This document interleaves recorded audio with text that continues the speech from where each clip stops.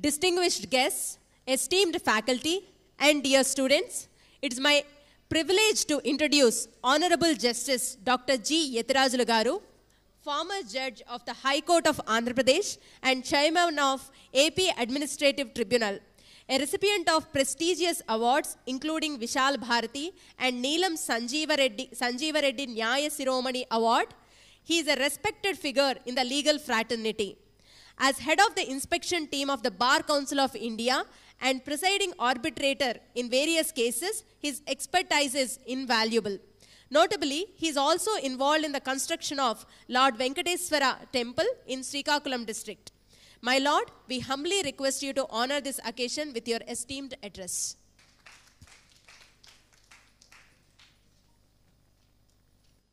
Sri Narayana Nageshwarrao garu,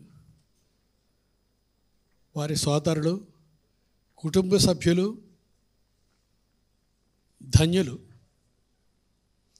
ఇలాంటి ఒక బృహత్తర కార్యక్రమాన్ని చేపట్టి దశాబ్దాల తరబడి విజయవంతంగా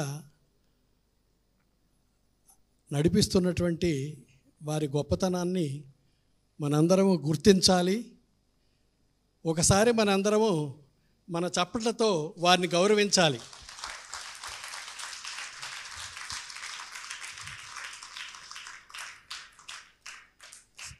సాధారణంగా మనం ఒక ఇల్లు కట్టాలంటే కొన్ని సంవత్సరాలు పడుతుంది. ఒక సమాజం కోసం ఒక ఏదన్నా ఒక బడి కానీ గుడి కానీ కట్టాలంటే చాలా కష్టం. ఎందుకంటే దానికి భగవంతుడి కటాక్షం కావాలి. దేవుని కృప ఉంటే తప్ప అది జరగదు. అది నేను ప్రత్యక్షంగా మా నాన్నగారు నేను అనుభవించిన అనుభవైకం. అందుచేత ఇలాంటి కార్యక్రమాలు జరిపించడం, ముఖ్యంగా ఈ రీసెర్చ్ సెంటర్ను ఒకటి ఎస్టాబ్లిష్ చేసి రామాయణ మహత్యాన్ని లోతుగా పరిశీలించి పామర పండిత ప్రజానీకానికి అందరికీ అందజేయాలనే ఒక సంకల్పం చాలా గొప్పది. ఈ రీసెర్చ్ సెంటర్ కూడా ఈ ఆలయంలాగే దినదిన ప్రవర్ధమానమై మనందరికీ రామరాజ్య సౌరభాన్ని అందజేస్తాయని ఆకాంక్షిస్తున్నాను.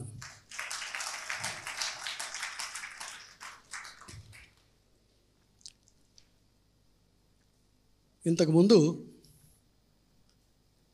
వక్తలందరూ రాముడు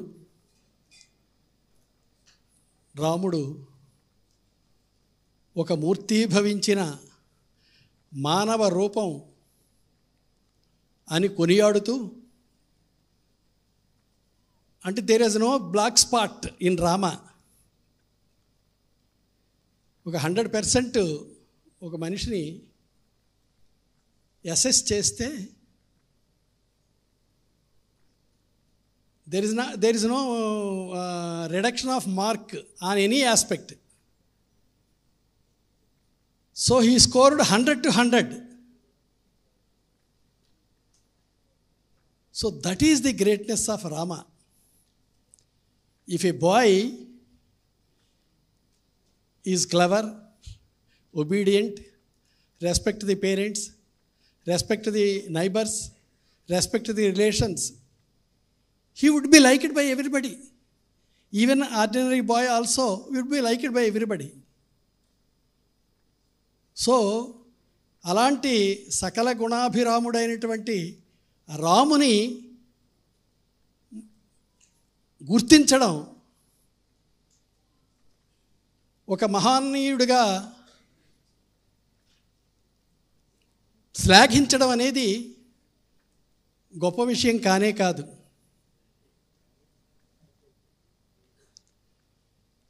అయితే ఇప్పటి వరకు మన వక్తలు రాముడి గొప్పతనాన్ని,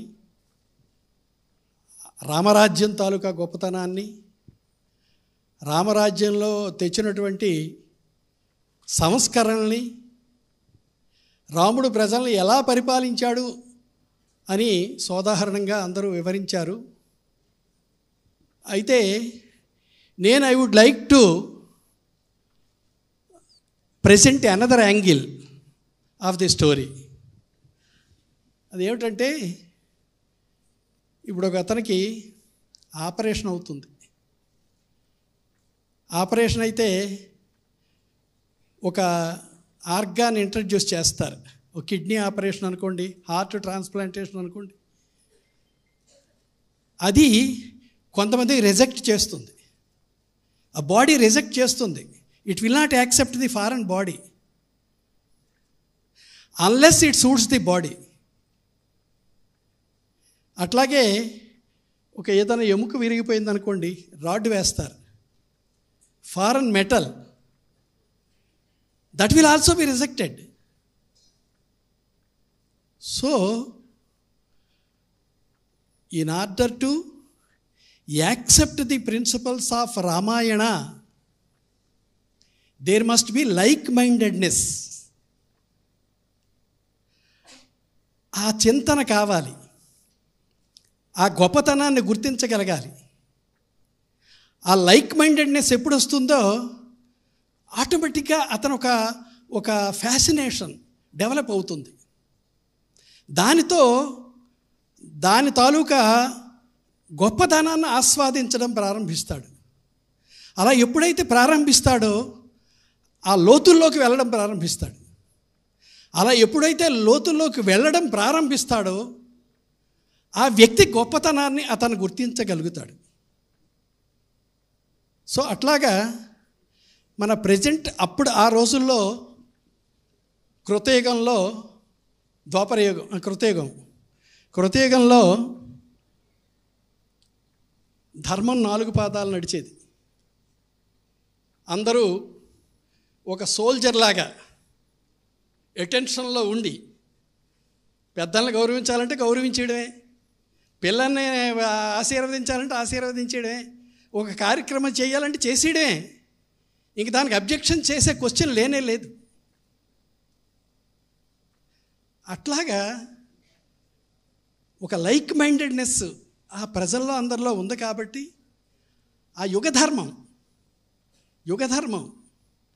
యుగధర్మం ప్రభావం వల్ల రాముడికి ఆ రాజ్యపాలనలో అంత కోఆపరేషన్ ఎక్స్టెండ్ అయింది. రాముడు గొప్పతనంతో పాటు యుగ ప్రభావం కూడా కలిసి వచ్చింది అక్కడ. ఇప్పుడు పరిస్థితులు పూర్తిగా డిఫరెంట్గా ఉన్నాయి. ఇప్పుడు మనం ద్వాపర యుగం వెళ్ళిపోయింది, ఇప్పుడు కలియుగంలో ఉన్నాం మనం. కలియుగంలో ధర్మం ఒంటి పాదం మీద నడుస్తుంది అంటున్నారు. అది కూడా డౌట్ఫుల్లే. ప్రజెంట్ లేటెస్ట్ ట్రెండ్ చూస్తే అది కూడా డౌట్ఫుల్లే. మనం ఏమిటి సాధారణంగా సత్యం వద, ధర్మం చెర, నిజం చెప్పురా నాయన అంటే దాన్ని చంపేస్తున్నాడు, కూనీ చేసేస్తున్నాడు. నిజం చెప్పురా నాయన అని ఒక సాక్షిని కోర్టుకు తీసుకెళ్తే తిరిగి వచ్చి చెప్తున్నాడు, ఇది కోర్టు కాబట్టి నిజం చెప్తున్నానండి, ఇది నిజమని. సో కోర్టులో అక్కడ బోనులో ఉన్నంతసేపు అతను అబద్ధమే చెప్తున్నాడు. అది కలి ప్రభావం. అట్లాగే ఆ సత్యాన్ని వధ చేస్తున్నాడు. వధ అంటే మాట్లాడు, చెప్పు. వధ చేస్తున్నాడు, దాన్ని నరికేస్తున్నాడు. అలాగే ధర్మం చెర, ధర్మం ప్రకారం నడుచుకో అని చెప్తున్నారు. ధర్మం చెరసాల్లో పెడుతున్నారు. ఇప్పుడు ఎవడన్నా మంచి మాట్లాడితే తోసే, లోపల తోసే అంటున్నారు. That is the present trend. Children పసివాళ్ళు టీచర్ ఏదన్నా అంటే వాడు ఇంటి దగ్గర కంప్లైంట్ చేస్తే ఆ తల్లి తండ్రి ఇద్దరు వాళ్ళ తాలూకా బంధువులు కూడా తీసుకొని వచ్చి ఆ టీచర్ని చెదగబాదేస్తున్నారు. ఇది ఎక్కడ ధర్మం అండి? అంటే ఎలా ఉంది ధర్మం, ఎలా నడుస్తుంది ఇప్పుడు ఈ కలి ప్రభావం వల్ల అనేది మనం కూడా చూడాలి. ఇప్పుడు మనం చూసాం, నిన్నగాక మొన్న నేపాల్లో ఏం జరిగిందో. ఒక చిన్న వివాదం పార్లమెంటును తగలబెట్టేశారు. ప్రైమ్ మినిస్టర్ని వెంటబెట్టి కొట్టారు. ఎంత ధైర్యం కావాలి, ఎంత సాహసం కావాలి, ఎంత దుర్మార్గులై ఉండాలి. మరి ఇలాంటి వాళ్ళు ఉంటున్నటువంటి ఈ సమాజంలో రామరాజ్యం ఎలా తీసుకురావడం అనేది మన ముఖ్యమైన ప్రశ్న. ఇంకొకటి, ఇప్పుడు మనం ఒక రాజ్యాంగం ప్రకారం కాన్స్టిట్యూషనల్ అథారిటీని ఒక అతన్ని పెడుతున్నాం. What he is suppose to do? He has to act according to the constitution, but he is violating the constitution. He says that I am the king.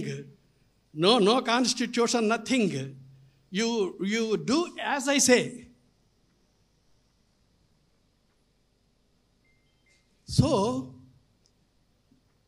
అది ప్రభావం, కలి ప్రభావం కానీ మన సొసైటీలో వస్తున్నటువంటి మార్పులు కానీ కారణం ఏదైనా మనమంతా అధర్మ మార్గంలో నడుస్తున్నాం. మోస్ట్ ఆఫ్ అస్ అధర్మ మార్గంలోనే నడుస్తున్నాం. ఇప్పుడు ఎవరికన్నా అప్పిస్తే, పూర్వం మా చిన్నప్పుడు అంటే ఒక 70 ఏళ్ల కిందట నా అనుభవం ఏమిటంటే, ఒక ఆయన అప్పు తీసుకుంటాడు. అప్పు తీసుకున్నవాడు ఆ అప్పు తీర్చే వరకు అది ఎప్పుడూ తప్పిస్తుండేవాడు. నేను ఎప్పుడు వాడికి అప్పు తీరుస్తాను, నేను అతనికి రుణ విముక్తుడిని ఎప్పుడవుతాను, ఆ రుణపడిపోతే మళ్ళీ వచ్చే జన్మలో నేను ఏ జన్మ ఎత్తుతానో నాకు తెలియదు అన్నంత బాధపడేవాడు. అలాగా బాధపడుతున్న వాళ్ళకి ఇప్పుడు ఏమవుతుందో తెలుసండి? అప్పు ఇచ్చావా ఎప్పుడు అని అడుగుతున్నాడు. అప్పు తీసుకున్నవాడు ఎప్పుడు? 4 సంవత్సరాలు అయింది. అయితే లిమిటేషన్ అయిపోయింది కదా. అది మరి ఇచ్చాను కదా అంటే, ఏ కాగితం ఏమైనా ఉందా? లేదు. అయితే ఇంకొక వక్ర భాష్యం ఏం చెప్తున్నారంటే, మీ నాన్నో మీ తాతో గత జన్మలో నాకు బాకీ ఉంటారు, దాని కింద నేను తీసుకున్నాను కాబట్టి ఇంక మరి తీర్చక్కర్లేదనేది. మనిషి అంత ఎక్స్టెంట్ వరకు వెళ్తున్నాడు ఇప్పుడు. తర్వాత ఇప్పుడు రామరాజ్యంలో ఒక ఇన్స్టెంట్ జస్టిస్ జరిగేది. ఎవరన్నా కంప్లైంట్ ఇస్తే వెంటనే పోలీసుని పంపించి ఎంక్వైరీ చేసి ఒక 4 రోజులు, 5 రోజులు, 10 రోజుల లోపల జస్టిస్ చెప్పేసేవాళ్ళు. ఇప్పుడు అవకాశం లేకపోతుంది. ఇప్పుడు ఈ అవకాశం లేక ఇది డిలే అయినందువల్ల చాలా విపరీతమైనటువంటి మార్పులు జరిగిపోతున్నాయి. నిజంగా చూసిన వాడు కూడా ముందు వాడికి ఆ ఊర్లో భయం, వాడు మోతుబరి, వాడేమో తంతాడేమో అని భయం. రెండోది క్యాస్ట్ భయం, మన క్యాస్ట్ వాడికి ఇది ఎగ్నెస్ట్గా వస్తుంది, మనం ఎందుకు వెళ్ళడం అని. మూడోది ఇండిఫరెన్స్, ఎవడు ఎలా పోతే మనకెందుకు, మన భార్య పిల్లలు బాగానే ఉన్నాం కదా. Non cooperation due to indifference. తర్వాత పొలిటికల్ ఎఫిలియేషన్, ఆ పార్టీ వాడికి మనం ఎందుకు సహాయం చేయాలి, సాక్ష్యం వాడికి ఎందుకు చెప్పాలని చెప్పి. సో ఇలా ఈ సొసైటీ తాలూకా ప్రభావం మనుషుల్లో చాలా పాతుకుపోయి ఇన్ని అధర్మాలకి దారి తీస్తుంది. రాజు అనేవాడు, రాజు అంటే ప్రైమ్ మినిస్టర్ కానీ లేకపోతే సామంతరాజులాగా మన రాష్ట్రాలు కానీ పరిపాలించేవాళ్ళు. పేరు మారింది కానీ పరిపాలన అదే. ఆ పరిపాలన ఎంత ప్రజా సంక్షేమం దిశగా ఉండాలి, ప్రజల సంక్షేమం నిత్యం కోరుతూ వాళ్ళ ఏ అవసరాలు ఉన్నాయనేది కనుక్కొని దాని ప్రకారం చేసే అవకాశం ఉంది. కానీ ప్రస్తుత రాజకీయ చరిత్రలో స్వార్థం పెరిగిపోయింది. అందరూ చెడిపోవాలి, అందరిది నాకే పడిపోవాలి అన్న నానుడు వచ్చింది ఇప్పుడు. దానివల్ల ఏమవుతుందంటే రాజకీయ నాయకులు అనే వాళ్ళ మీద ఏహ్యభావం ప్రారంభమైంది. న్యాయం చేస్తారన్న నమ్మకం పోయింది. ఇప్పుడు భరతుడు రాముడి దగ్గరికి, ఆ చిత్రకూట పర్వతాల దగ్గరికి వెళ్ళినప్పుడు భరతుడిని కొన్ని ప్రశ్నలు వేస్తాడు. నీ మంత్రివర్గంలో ఎలాంటి వాళ్ళని తీసుకుంటున్నావు, నీ సైనికులుగా ఎలాంటిని తీసుకుంటున్నావు, నీ ధర్మాధికారిగా ఎలాంటిని తీసుకుంటున్నావు, నీ వేగులుగా ఎలాంటి వాళ్ళని తీసుకుంటున్నావు, నీ ఫారెన్ అంబాసిడర్స్ని ఎలాంటివి తీసుకుంటున్నావు అనేది దానికి ఒక స్టాండర్డ్స్ ఫిక్స్ చేశాడు రాముడు. ఇలాంటి వాళ్ళనే నువ్వు సెలెక్ట్ చేస్తున్నావు కదా అని చెప్పి. అట్లాగే శిక్ష వేసేటప్పుడు కూడా వాడి వెనక ముందు చూడమన్నాడు. వాడి మీద ఎంతమంది డిపెండ్ అయ్యి ఉన్నారు, వాడు పేదవాడా భాగ్యవంతుడా, ఫైన్ వేస్తే కట్టగలడా లేదా, ఇలాంటివన్నీ కూడా చాలా సున్నితమైన విషయాలను కూడా రాముడు పొందుపరచడం జరిగింది. ఇప్పుడు ఏమవుతుందంటే మనకి నెంబర్ 1 జనాభా సమస్య, నెంబర్ 2 జడ్జీల సమస్య, నెంబర్ 3 అడ్వకేట్ సమస్య, నెంబర్ 4 పెండింగ్ కేసుల సమస్య. ఇప్పుడు ఒక మనిషికి ఏదో కేజీ బియ్యం పెడితే ముక్కో మూలుగో తింటాడు. ఇప్పుడు 10 కేజీలు తినమంటే తినగలడా? ఇప్పుడు జడ్జీల దగ్గర వేల కేసులు రోజు పెరిగిపోతున్నాయి. అందులోనేమిటి, ఒక 25% వెక్సేషియస్ లిటిగేషన్, పనికిమాలిన వ్యాజ్యం. అంటే ఎలా అంటే, ఇప్పుడు మీ దగ్గర ఈ ల్యాండ్ ఉందనుకోండి, నేను ఒక పత్రం పుట్టిస్తాను, సో అండ్ సో నాకు ఈ ల్యాండ్ అంతా దానం ఇచ్చేశారని, దాని మీద ఒక కేసు వేస్తాను, దాని మీద ఒక స్టే తీసుకుంటాను, మీరు ఏ యాక్టివిటీ దీని మీద జరగకూడదని. అది కోర్టు తీర్పుకు రావడానికి it will take so many years. So అట్లా ఏమవుతుందంటే వెక్సేషియస్ లిటిగేషన్, పనికిమాలిన వ్యాజ్యం ఒకటి, తర్వాత పార్టీల నాన్ కోఆపరేషన్, సాక్షుల తాలూకా ప్రలోభం తాలూకా ఒకటి, తరువాత న్యాయమూర్తుల స్థానాలను పూర్తిగా నింపకపోవడం, జనాభా ఒత్తిడి కూడా చాలా ఉంది. తరువాత ఈ పరిస్థితుల్లో how to inject the principles enunciated by Rama into the people. ఈ పీపుల్ ఎలాంటి వాళ్ళు అయిపోయారంటే ఇప్పుడు దేశం ముద్రలు, వాడు ఎవడికి చెప్పినా విండు. ఇప్పుడు he doesn't know the distinction between Rama and Yesu. ఇప్పుడు ఆ పరిస్థితికి వచ్చేసాం. ఎందుకంటే మనకి కర్మవశాత్తు, అదృష్టవశాత్తు, దురదృష్టవశాత్తు ఈ సెక్యులరిజం అనే పదం ఒకటి కాన్స్టిట్యూషన్లో ప్రియాంబుల్లో చేర్చారు 1975 or 76 42nd అమెండ్మెంట్లో. ఆ సెక్యులరిజం అని పేరు రావడంతోనే నో మతం గురించి మాట్లాడకు, దేవుడి గురించి మాట్లాడకు అంటున్నారు. గవర్నమెంట్ పుస్తకాలు అన్నింటిలో అన్నీ తీసేస్తున్నారు. అదర్ రిలీజన్స్ ఏం చేస్తున్నారు, వాళ్ళు మదర్సాస్ పెట్టి పిల్లలందరినీ అక్కడ కూర్చోబెట్టి వాళ్ళకి బ్రెయిన్ వాష్ చేసి చేసి చేసి చేసి ఒక ప్రిజుడిస్ డెవలప్ చేస్తున్నారు ఎగెనిస్ట్ నాన్ రిలీజియస్ పీపుల్. అట్లాగే ఇంకొక రిలీజన్ కూడా అలాగే they are threatening people, if you don't believe our god you will go to hell.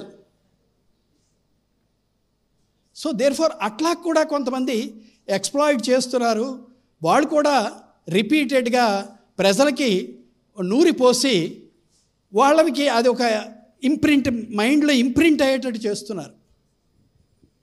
So ఇన్ని సమస్యల మధ్య ఇప్పుడు మన కర్తవ్యం, నా ఉద్దేశంలో మన కర్తవ్యం ఏమిటంటే how to identify these problems. రాముడు తాలూకా పరిపాలన అంతా బ్రహ్మాండంగా ఉంది, రామరాజ్యం చెయ్యగలం.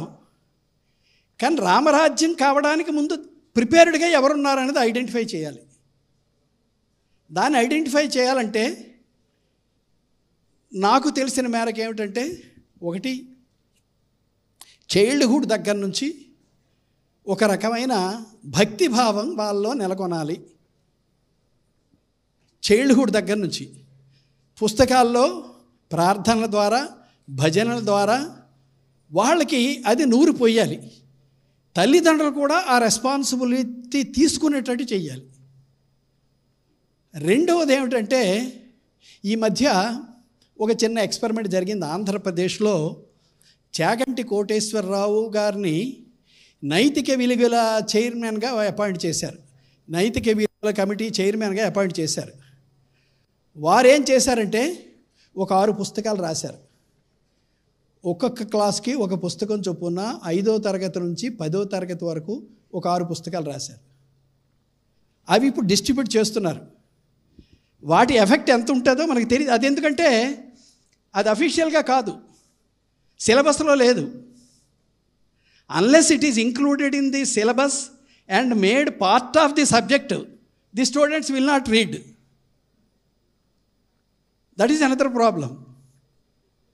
మియర్ డిస్ట్రిబ్యూషన్ అయితే వాళ్ళు పక్కన పడేస్తారు. సో అన్లెస్ మన యాటిట్యూడ్ ఏమిటంటే, it must be a compulsion.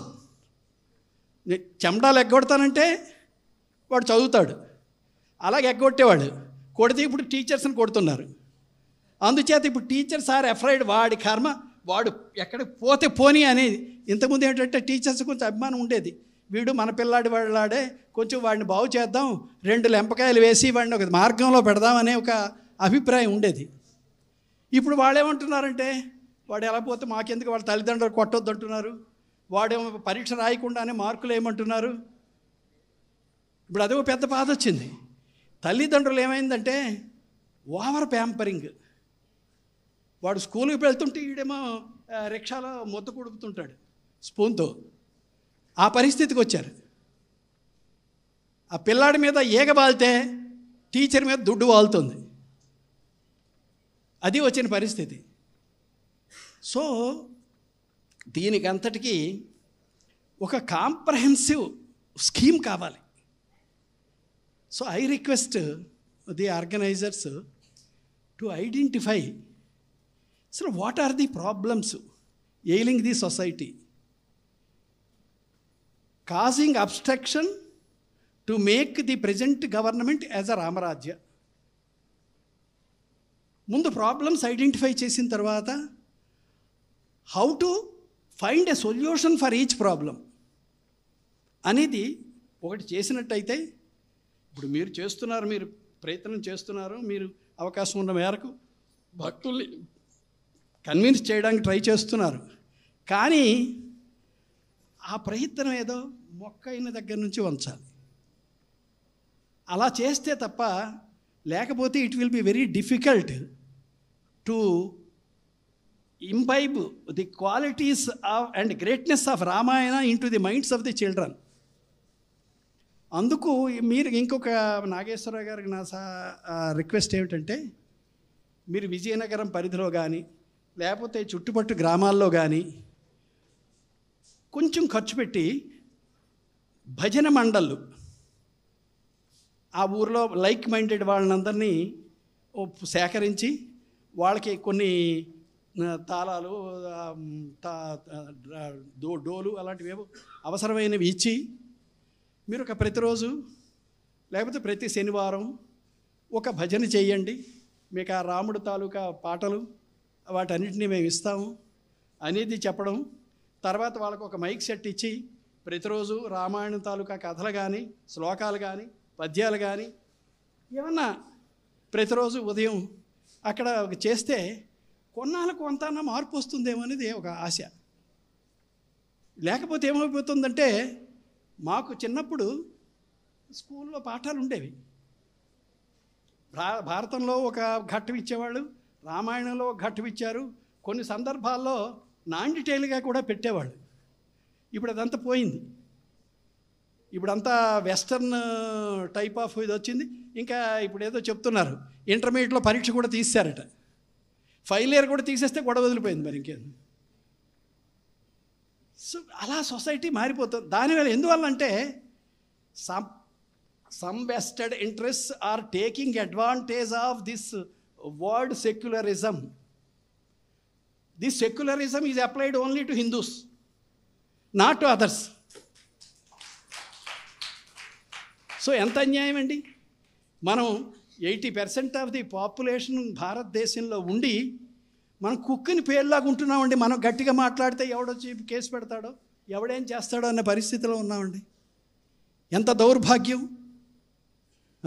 ప్రపంచ ఖ్యాతిగాంచినటువంటి రామరాజ్యంలో పుట్టి మనకి ఈ దౌర్భాగ్యం ఏంటి? అందుకు దీనికి మీరొక్కరే కాదు, మీరు ప్రారంభిస్తే మీతో పాటు మరికొంతమంది చేరడానికి అవకాశం ఉంటుంది. తర్వాత ప్రభుత్వానికి కూడా మీరు ఒక టీమును తీసుకెళ్ళి ఈ ఇంపార్టెన్స్ వాళ్ళకి చెప్పి government recognition, Sanskrit research centre అని కానీ, లేకపోతే రామాయణ రీసెర్చ్ సెంటర్ అని, what ever it may be, it can also be made A university inviting several people to follow it. తర్వాత ఇంకొక ప్రాబ్లం ఉందండి.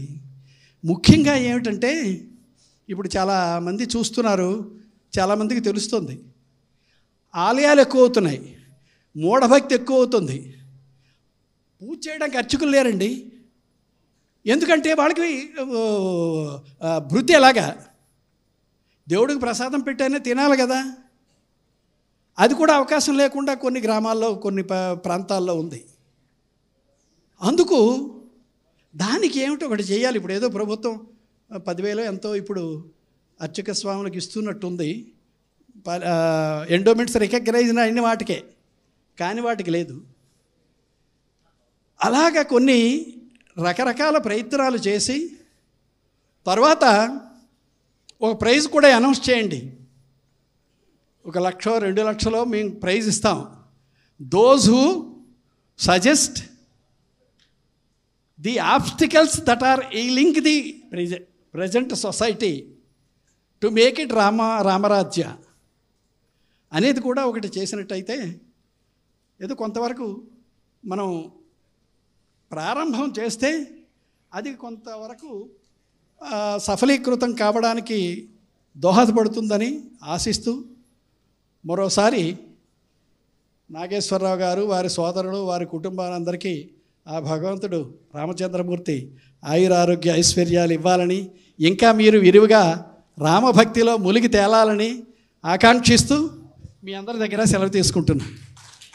రామరాజ్యాన్ని ఎలా సాధించాలో మనకి చక్కగా వివరించిన ఆనరబుల్ జస్టిస్ శ్రీమాన్ యతిరాజులు గారిని సత్కరించవలసిందిగా ఆనరబుల్ జస్టిస్ దుర్గాప్రసాదరావు గారిని, చిలకపాటి విజయరాఘవాచార్యులు గారిని, నారాయణం నాగేశ్వరరావు గారిని కోరుతున్నాం.